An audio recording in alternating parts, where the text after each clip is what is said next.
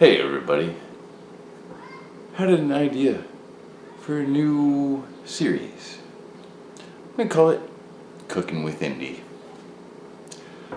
So, I'm going to cook some food. One of my favorite things to do. I know I'm a fairly skinny guy, but I love food more than y'all could probably believe. And so yeah, let's get down to it. As always with me, I've got my trusty bottle of Cuddy Sark Scotch there. Gonna be doing some drinking, gonna be doing some cooking.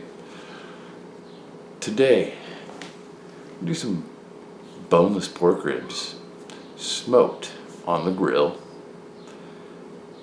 with a Kansas City dry rub and some asparagus, also smoked on the grill with some seasoning. We're just gonna throw some stuff in. We'll see what happens. It's just what I need. All right, let's get down to business.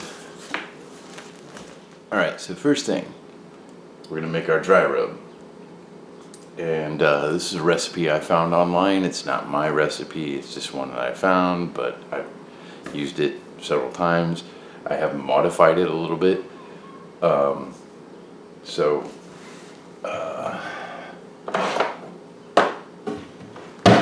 an ingredient. I have modified it slightly, just very slightly. But I'm going to be doing a half batch of this.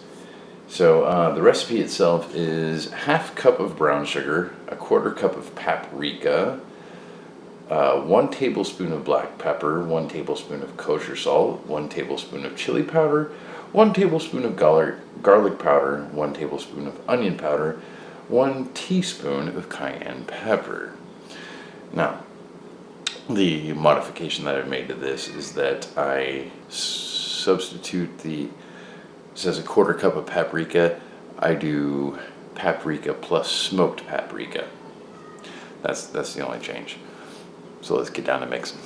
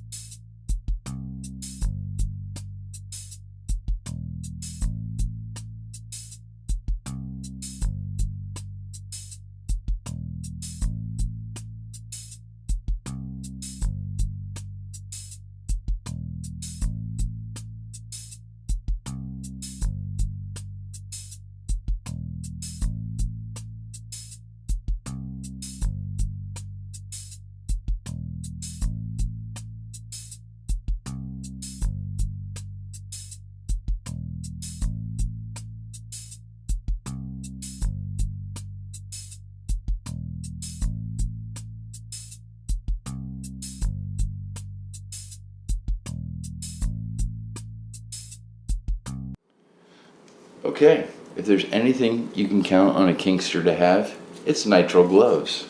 If you don't have nitrile gloves, nitrile, whatever you want to call them, and you're doing kinky stuff, you don't have nitrile gloves, you're wrong. Go get some. They're not that expensive. You can get them on Amazon, you can go to Walmart, whatever.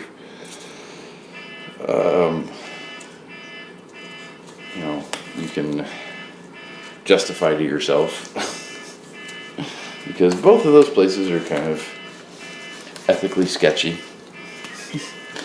So whatever you can justify. They're not that expensive. And, well, if you're doing kinky stuff, you should always have some nitrils nearby. Because you never know. You just never know. And then they also help for things like this. So, we're going to take our ingredients here and just kind of mix them up. Mix them up. Mix them up. Yeah.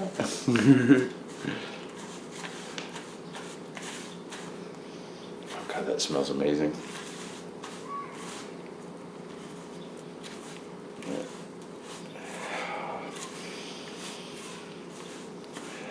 There's like an earthy, peppery bite.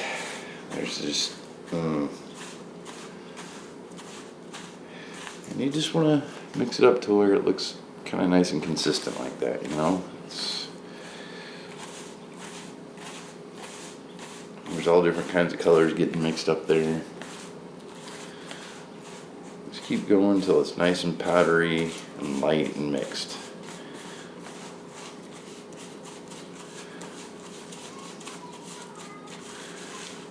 Even. It's nice, even consistency. No clumps. Check for clumps.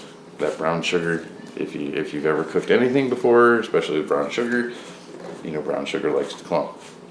So break up those clumps. There's enough drier stuff in there that, you know,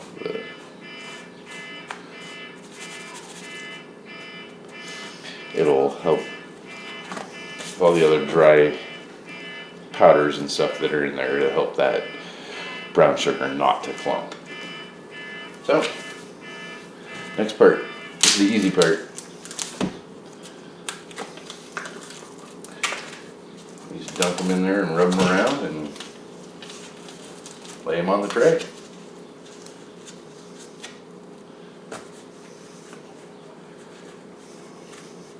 You get all sides pretty good. Get the ends. Kind of really press it in there. And throw it all over your counter and make a mess that you have to clean up later. That's standard operating procedure. You got to dump some on the counter. If you're not spilling some on the counter, then you're not doing it right.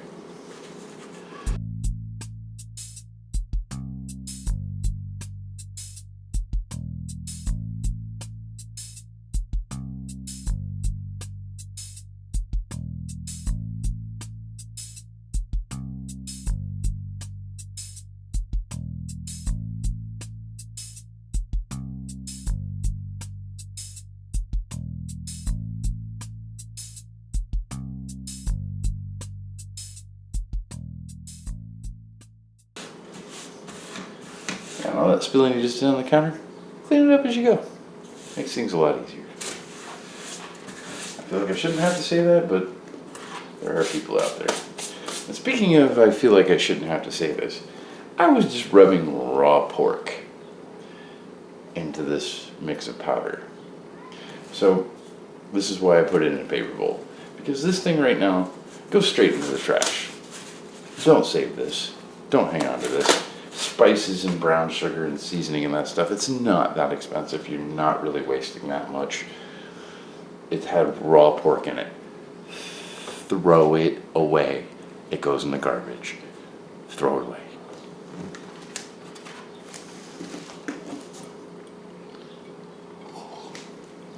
Alright, now for the next fun part.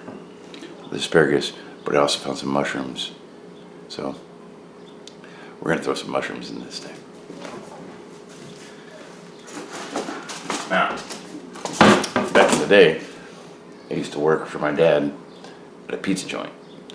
But we made all kinds of other stuff. And we would make what we called a foil boat. Anybody that's familiar with cooking probably already knows what I'm talking about. You just make like a little pan out of foil. Super simple. I'll show you.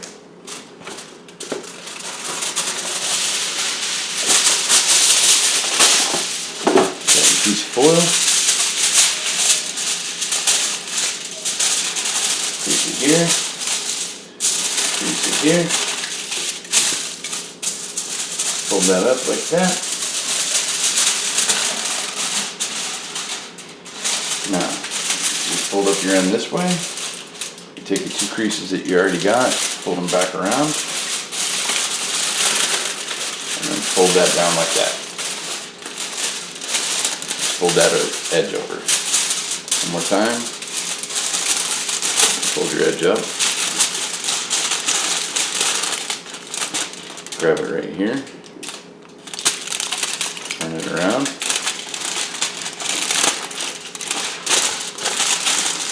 It's hard to do really slow when you're trying to watch it in the camera viewfinder. And not on the counter. Oh, it should actually be done. Okay. There we go. And there, we've just made a foil boat. This is like a little pan made out of foil.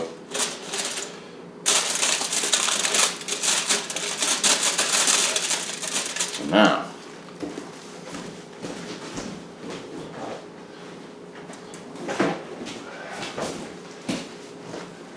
little extra virgin olive oil.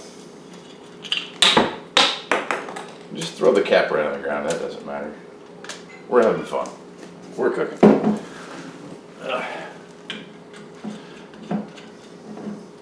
A little bit of butter.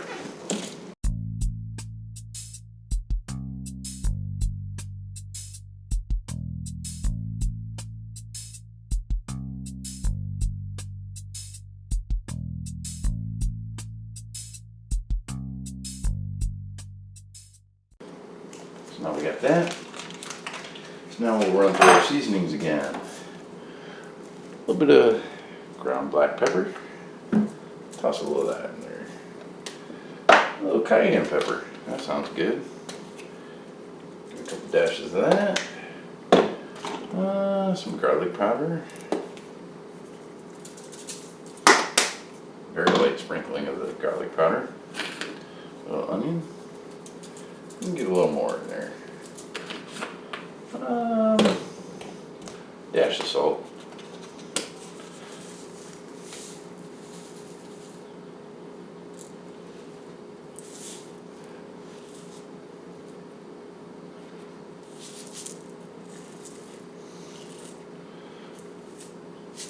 You get just the right amount.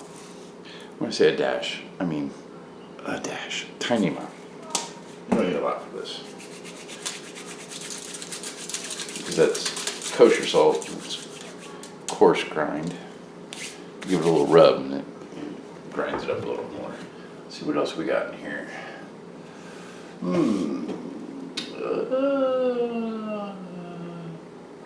No curry, cumin, coriander, cardamom, turmeric, fennel, dash of fennel, just for a little bit of flavor.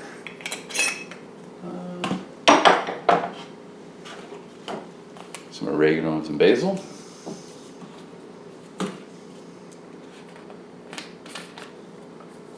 Just a dash. Some oregano. There's some basil, a little more.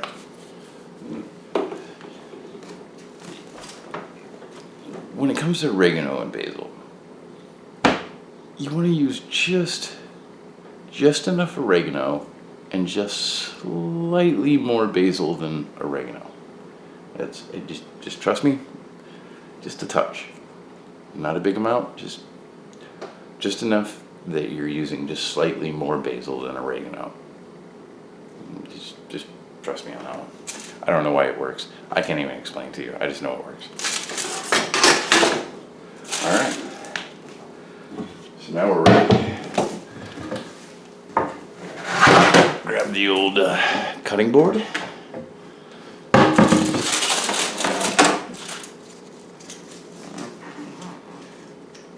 And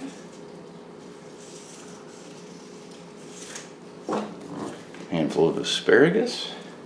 Now we got these ends. We need to cut these off a little bit. We'll do that here.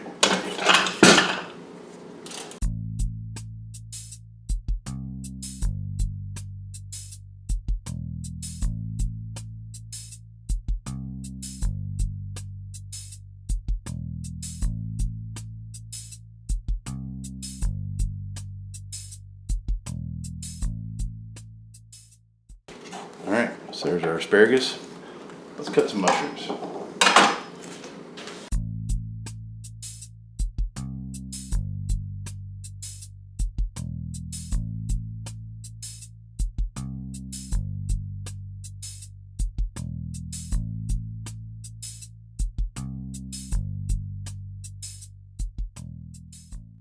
And I don't know if you can see exactly the technique I'm using with the knife here, but just run that knife. You don't have to put pressure. You shouldn't have to put pressure. If you're having to put pressure, then your knife is dull and you need to sharpen it. Which I do also sharpen knives on a whetstone by hand. I don't mess with those fake freaking sharpening tool deal. No, I find my bevel and I sharpen it by hand the right way. So there we go. There's our asparagus, there's our mushrooms. Charcoal should be about ready. Let's go check on that now. Oh yeah, charcoal is ready. A little dump there. And you see, I don't have any big fancy expensive grill. I'm just using a cheap Walmart charcoal grill. But it works. We'll go get our wood chips over here. Looks like the bag has been leaking on the driveway. I can't really criticize because I've been known to leak. So, gotta get some water out of here. Alright, water is drained off the wood chips, and now those just go right on top. Right on top. No worries. Alright. We get our grate on here. And as you can see, my grate is kind of greasy and black. Look at my fingers. Don't clean. Don't scrub your real grate.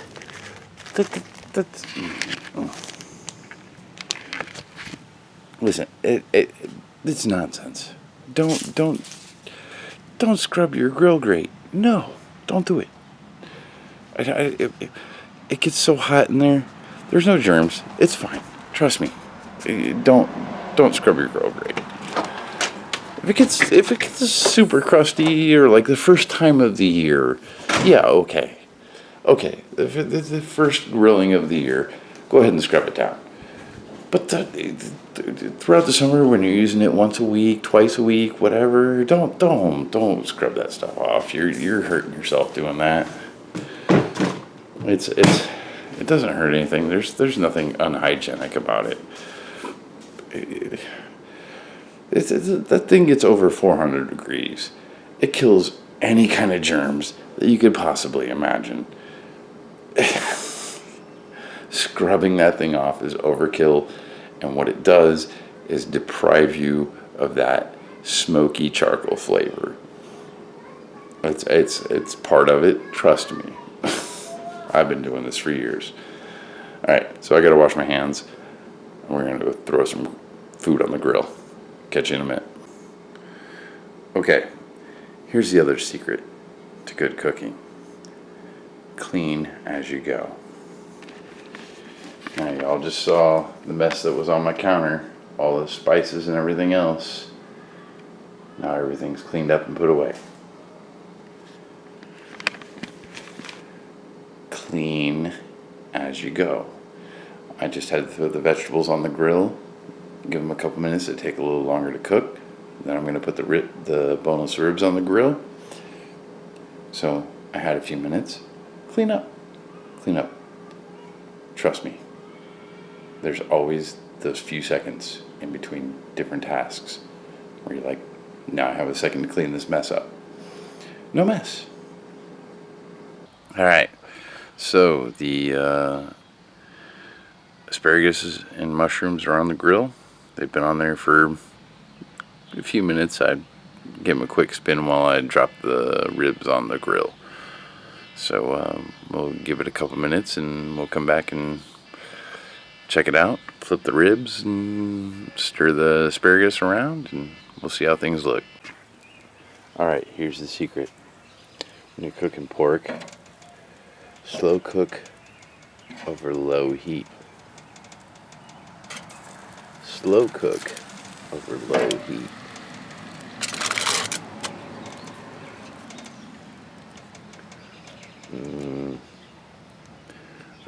I wish I could describe to y'all how good this smells. Look at those mushrooms in there. I can smell that mesquite. Oh. Very important when cooking pork. Longer periods over lower heat keeps it from drying out. Lower heat, cook it a little bit longer. You cook it too hot, too fast, it'll dry out. Low heat, cook it for a little bit longer. Nice and juicy. Ooh. We'll catch you here in a few. Alright, I got some Ember playing in the background. And if y'all don't know who Ember is, get on YouTube, find Ember. Ember is awesome. They are an amazing human being. But look at this. Look at this.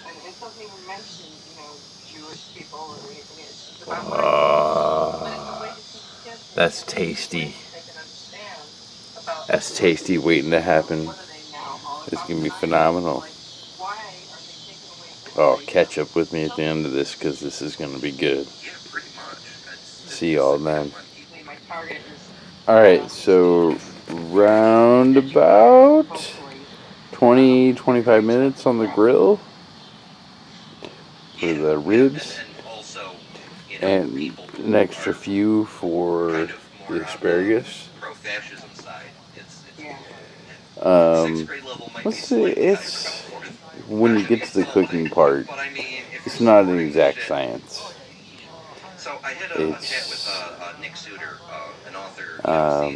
It's an art. You gotta kind of learn to watch things. But this is perfect. This is perfect.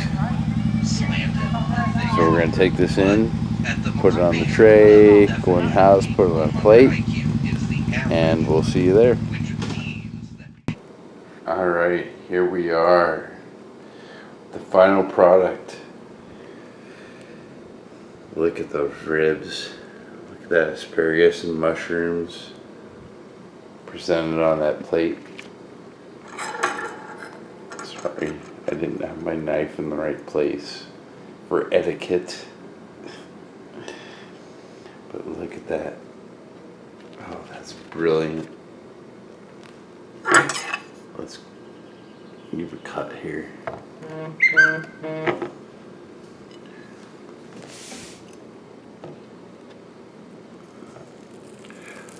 Let's have a cut here. Oh, look at that. I'm trying to do this one-handed. It's cooked all the way through. See that? It's cooked all the way through, but it's not dry. There's still some moisture to it. That is what we're talking about. Alright, so I'm going to sit down and eat my meal. I hope you all have found this interesting and entertaining. Maybe a little bit educational if you don't really know how to cook. Like, if you know how to cook and you're like, hey, here's this thing that you missed that I can call you out on. Call me out on it. Cool, groovy. But, like, if you don't know how to cook, this is a good starting point. I hope you all have enjoyed this. I'm going to sit down and eat. And I'm going to watch some Ember. And if you don't know Ember, you should. If you're a part of this community, you should know Ember. Ember's cool. Ember's groovy. So, until next time, as always, stay patted. You there?